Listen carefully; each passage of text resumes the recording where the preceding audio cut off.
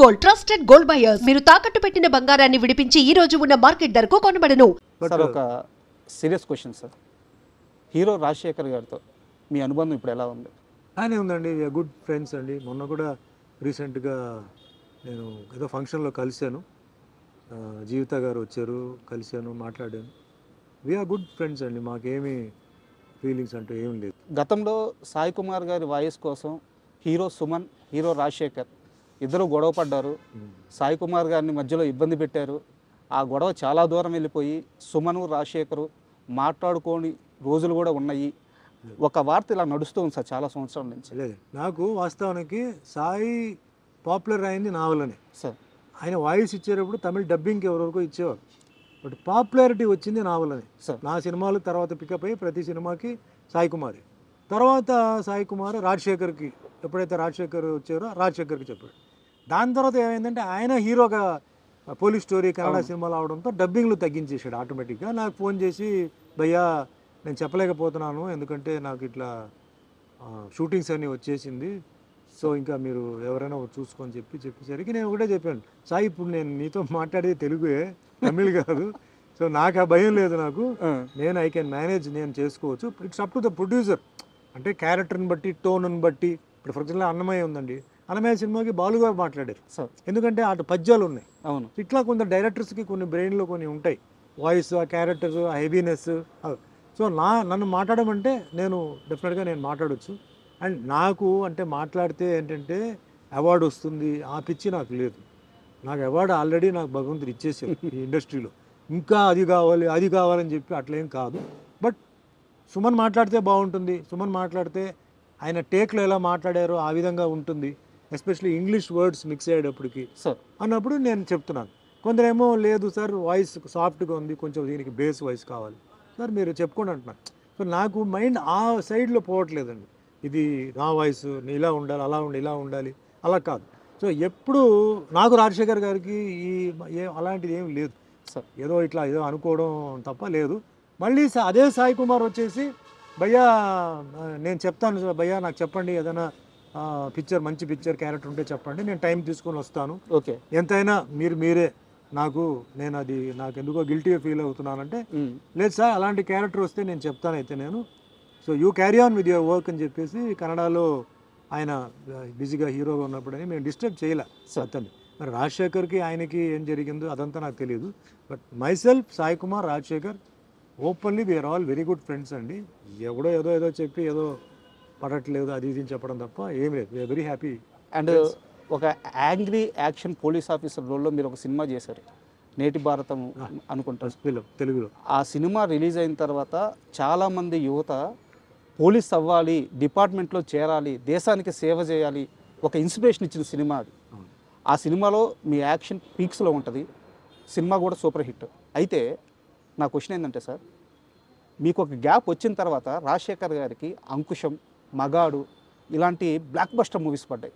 కానీ యాక్చువల్గా సుమన్ కానీ ఆ లెగసీ అలాగే కంటిన్యూ అయి ఉంటే, ఆ బ్రేక్ కానీ రాకుండా ఉండుంటే, ఇప్పుడు రాజశేఖర్కి ఏవైతే సినిమాలు పడ్డాయో ఆ సినిమాలన్నీ సుమన్వే అని చెప్పి ఒక టాక్ ఉంది. మీ దాకా ఆ టాక్ వచ్చింది. ఇప్పుడు నేను సినిమా ఫీల్డ్కి సంబంధం లేనివాడు సార్.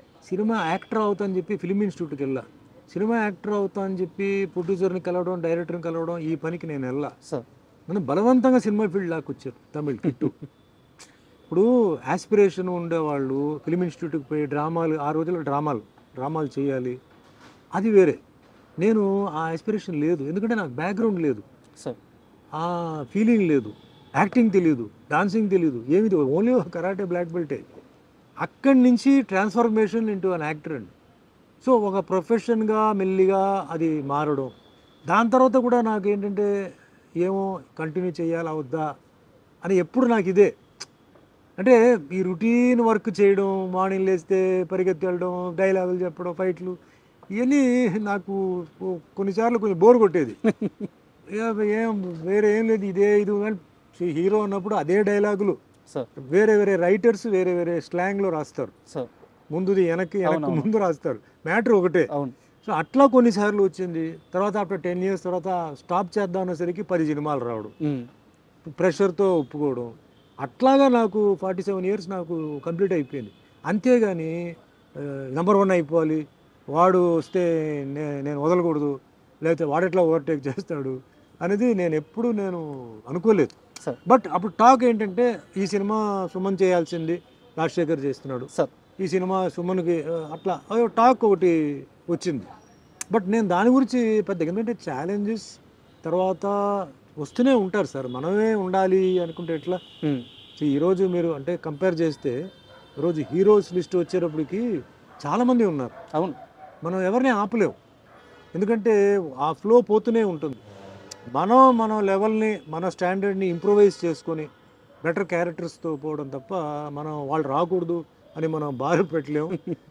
సో మనం వాళ్ళు కూడా ఈయన రాకూడదు అని చెప్పేసి ఆపడానికి లేదు. అంటే లేదు సార్, అంటే సుమన్ అనే వ్యక్తి ఏ రోజు కూడా అలా ఆలోచించిన మనిషి కాదు, అది అందరికీ తెలుసు. కాకపోతే ఇలాంటి ఒక టాక్ ఉందని మీకు చెప్పాలనే ఉద్దేశంతో ఈ క్వశ్చన్ అడిగాను. వచ్చింది, టాక్ వచ్చింది. సో అండ్ మీరు లైఫ్ గురించి మీ కెరీర్ గురించి మాట్లాడేటప్పుడు చాలా ఎక్కువ సార్లు దేవుడి ప్రస్తావన తీసుకొని వస్తారు. సో దేవుడిని మీరు చాలా బలంగా నమ్ముతారు. అయితే ఒక ఇంటర్వ్యూలో మీరు మాట్లాడుతూ నా పైన చేతపడి కూడా జరిగింది అని చెప్పి మీరు అన్నారు. సార్ మీ పైన జరిగిన అక్రమ కేసులు వాటి గురించి అన్ని వివరాలు అందరికీ తెలుసు. దాని నుంచి మీరు కడిగిన ఒక ముత్యంలాగా ఎలా బయటపడ్డారో కూడా అందరికీ తెలుసు.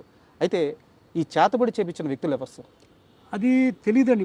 ఇప్పుడు కూడా అది చాలా ఇండస్ట్రీలో కూడా ఇప్పుడు కూడా బిజినెస్, ఫిలిం ఇండస్ట్రీ తర్వాత వాటిలంతా ఇప్పుడు జరుగుతూనే ఉన్నాయి ఇప్పటికీ. కేరళలో చాలా ఫేమస్ చోటాని కరే అని చెప్పి ఒక ప్లేస్ ఉంది సార్. అక్కడ ఈ చేతపడి చేసింది తీసేయడం చాలామందికి తెలియదు. అంటే రకరకమైన మెథడ్స్, విచ్ క్రాఫ్ట్ అంటారు చూసారా, రకరకమైన ఇవి ఇంకా జరుగుతూనే ఉన్నాయి సార్. కేరళ వాళ్ళకి బాగా తెలుసు ఎట్లా దాన్ని ప్రయోగం చేయడం, ఎట్లా దాన్ని చేయడం, డల్ చేయడం, లేకపోతే మనస్పర్ధాలు తీసుకురావడం, అది ఇప్పుడు కూడా ఉందన్నమాట. అది అప్పట్లో నాకు అంటే కొందరు ఏం చెప్పారంటే కొంచెం టైంలో అంతా ఇది జరిగింది చెప్పేసరికి నేను కూడా తర్వాత అక్కడికి వెళ్ళిపోయి, అంటే వాళ్ళు ఏదో చేశారండి, ఏదో పూజ చేయాలన్నారు, ఏదో చేసాం, విడిపించాం, అయిపోయింది అన్నారు. ఓకే, అదేం నేను కాదు అని నేనేం చెప్పను. బట్ నేను ఏమి నమ్ముతానంటే నేను చెప్తున్నాను చూసారా, టైం అనేది డెస్టినీ అనేది ఒక డిజైన్ పెట్టేసింది సార్. ఈ సంవత్సరం ఇది, ఈ సంవత్సరంలో ఈ నెల ఇది, ఈ నెలలో ఈ వారం ఇది, వారంలో ఈ రోజు ఇది, అది జరిగి తీరాలి, అది జరిగి తీరాలి సార్. అది నా ఎక్స్పీరియన్స్తో చెప్తున్నాను. మనం వేరే వాళ్ళ మీద చెప్పొచ్చు, వీడు తొక్కేసాడు, వీడు నొక్కేసాడు, వీడి వల్ల జరిగింది, వాడు. ఆ టైం అలా జరిపిస్తుంది, ఆ టైం కొందరితో చేయిస్తుంది. వాళ్ళకి చెయ్యాలన్న ఉద్దేశం లేదు, అది వాళ్ళ రాతే, అది వాళ్ళ రాతే. ఆ కర్మ, అదే కర్మ అనేది ఆ తప్పు చేయిస్తుంది అక్కడ. వాళ్ళ తర్వాత అనుభవించాలి. ఖచ్చితంగా సార్, ఖచ్చితంగా వాళ్ళు ఫ్యామిలీతో అనుభవిస్తారు. నాకు దెబ్బ తగిలిందంటే నా చేయి నొప్పి అండి, నా ఇంట్లో పిల్లలకు దెబ్బ తగిలితే ఏంటండి, వాళ్ళకన్నా నాకు నొప్పి ఉంటుంది. అది అలాగే రోగాలు రావడం, రోగాలు కూడా టైంని బట్టి సార్ వస్తుంది. మన బాడీలో ఫుల్ ఏంటంటే, అంటే నేను కొంచెం అస్ట్రాలజీ చదివాను సార్, మన బాడీలో ప్రతి part is connected to planet అండి సార్. ఏదో ప్రాబ్లం ఉంది అంటాడు డాక్టర్, అంటాడు నీకేమీ లేదు, నువ్వు బాగానే ఉన్నావా, నువ్వు ఎక్కువగా ఆలోచిస్తున్నావు, నీ రిపోర్ట్స్ అని బ్రహ్మాండంగా ఉంది అంటాడు. కానీ అతనికి సరిగా లేదు, రాత్రి నిద్ర పట్టట్లేదు, శ్వాస సరిగా రావట్లేదు, ఏదో అంటాడు. అన్డయాగ్నోజబుల్ డిజీజ్ అంటారండి. వాడి కష్టం వాడికి ఒక్కడికే తెలుస్తుంటుంది, వాడికే తెలుసు. అదే దట్ ఈస్ టైం. అలాగే బాగా తాగుతాడు సార్ వీడు, ఉదయం మధ్యాహ్నం సాయంత్రం కూడా తాగుతాడు, 10 సంవత్సరాల నుంచి తాగుతున్నాడు, కానీ ఇంకా బ్రహ్మాండంగా ఉన్నాడు అంటారు. అది టైం. అంటే ఆ గ్రహాలు, లోపల ఉన్న గ్రహాలు అంత బలంగా ఉంటాయి సార్. యాక్సిడెంట్ జరుగుతాయి సార్, అయిపోయాడు అనుకుంటాం, బ్రతికిపోతారు, తిరిగి వస్తాడు. కొందరు నుంచుని అలా పడిపోతారు. అవును, all this is connected to time and family, career, health, wealth, prosperity, అధికారం, అవన్నీ టైం కనెక్టెడ్. మనం అందుకే చెప్తాను కదా, అవతల వాడిని చూసి ఎప్పుడు మనం వాడెలా ఉన్నాడు నాకు ఇలా ఉండాలి, అవ్వదు, కష్టం. సార్ ఆస్ట్రాలజీ అన్నారు కాబట్టి నాకు ఒక చిన్న డౌట్ ఉంది. అంటే మీకు గురుడి స్థానం చాలా బలంగా ఉంది, బుధ గురు, అంటే నాకు కొంత అవగాహన ఉంది, అందుకని అడుగుతున్నాను. మీ జాతకం ప్రకారం బుధ స్థానం, గురు స్థానం చాలా బలంగా ఉంది. అండ్ మీకే తెలియకుండా చిన్నప్పుడు ఒక ఆర్ట్ ఫామ్ నేర్చేసుకున్నారు, మార్షల్ ఆర్ట్స్. అంటే గురుగ్రహం బలంగా ఉన్న వాళ్ళకి ఆర్ట్స్ వచ్చేస్తాయి. ఖచ్చితంగా మీ జాతకంలో మీరు ఇండస్ట్రీలోకి ఒక ఆర్ట్ వైపు రావాలని రాసిపెట్టి ఉండాలి, కానీ మీ జాతకంలో అది లేదంట. అవును, ఎలా సార్ ఇది పూర్తిగా విరుద్ధంగా ఉంది? అదే పైవాడు అండి, ఇక్కడే వస్తుంది. ఇప్పుడు అన్నిటికన్నా శక్తి అనేది మహాశక్తి సార్. ఆ శక్తి ఏంటంటే ఇప్పుడు మనిషి జాతకం రాస్తాడు సార్, జాతకాన్ని కూడా ఉల్టా తిప్పగలిగే శక్తి పైవాడు సార్. ఓకే. చాలామంది జాతకం చెప్తారు సార్, ఆ డెత్ అనేది ఎవడైనా కరెక్ట్గా చెప్పగలుగుతాడా? లేదు. చెప్పలేడు. అదేంటి వాడి జాతకం అయిపోయింది కదా, వాడు ఇంకా వాడు ఉన్నాడు ఏంటి, ఇంకా వాడు తిరుగుతున్నాడు ఏంటి అంటారు. పైవాడు అదే మిరాకిల్. మిరాకిల్ మీనింగ్ ఏంటంటే అది, వాడికి టైం అయిపోయింది. ట్రాజెడీ మీనింగ్ ఏంటి, అదేంటి అప్పుడే చనిపోయాడు, పాపం చిన్న వయసు, వాడికి ఇంకా మంచి భవిష్యత్తు ఉంది కదా, జాతకంలో అలా లేదు కదా. కర్మ. పెళ్ళి అయిన తర్వాత అన్ని జాతకాలు చూసి పెళ్లి చేస్తారు సార్ కదా. అవును. మ్యాచ్ అయిందా లేదా అని. అవును, చాలా చూస్తారు. ముహూర్తాన్ని బట్టి టైం తాళి కడతారు. అవును. ముహూర్తానికి ఫస్ట్ నైట్ పంపుతారు, అన్నీ పంపుతారండి. ఎందుకు విడిపోతున్నారండి? పెద్ద పెద్ద వాళ్ళు చీప్గా చూడరు కదా జాతకాలు. అవును. పూర్వజన్మ కర్మ. కర్మ. ఆ పూర్వజన్మ కర్మలో బ్యాలెన్స్ ఉంటుంది, అది బెండు తీస్తుంది. ఎట్లా? పిల్లల ద్వారా. ఎవడైతే తప్పు చేశాడో వాడేమనుకుంటాడు, నన్ను ఎవడేం పీకలేడు, నేను అది చేశాను ఇది చేశాను, వాడిని మోసం చేశాను అయ్యి అనుకుంటాడు. కానీ వాడికి ఒక మనసు ఉంటుంది కదా, దానికి ఫీలింగ్ ఉంటుంది కదా, అది ఫీలింగ్ ఇవ్వాలి కదా. ఎవరి ద్వారా? పిల్లల్ని బెండి తీస్తే వాడు ఏడుపుతాడు, లేదా వాడు ఏడవడు. సో కర్మ, ఆ కర్మ సిస్టమ్ అండి. You get what you give అంటారు. You give happiness, you get happiness. You give sorrow, you get సారో.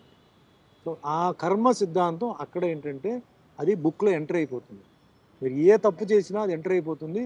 ఎప్పుడు ఇవ్వాలి, ఏ విధంగా ఇవ్వాలి, ప్లేట్లో ఇవ్వాలా, ఆకులో ఇవ్వాలా, ఎట్లా ఇవ్వాలి అనేది డిసైడ్ చేసి మీ కరెక్ట్ టైంకి పెడుతుందండి.